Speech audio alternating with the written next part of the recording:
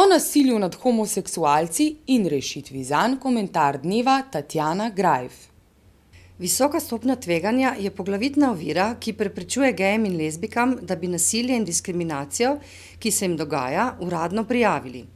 Žrtve sovražnih dejanj, zapostavljanja in zlorab na podlagi spolne usmerjenosti zaradi sramu in strahu pred negativnimi odzivi okolja o tem raje molčijo.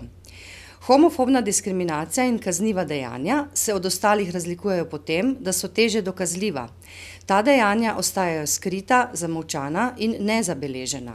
Ustvarja se varljiva podoba, da takšnih kršitev v Sloveniji ni, čeprav v zadnjih letih opažamo vse večjo incidenco homofobnega fizičnega nasilja, nadlegovanja in neenakosti.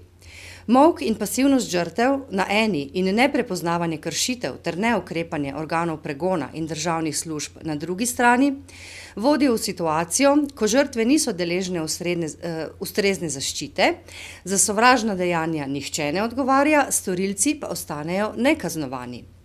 Zakleti krog se tako vrti naprej. Ravno zato uvajamo Roza alarm.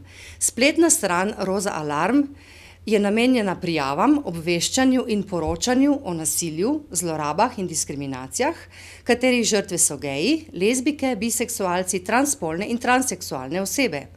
Omogoča hitro in preprosto poročanje o kršitvah ter takojšen dostop do pomoči, podpore, svetovanja in zagovorništva. Spletna prijava je varna, hitra in enostavna.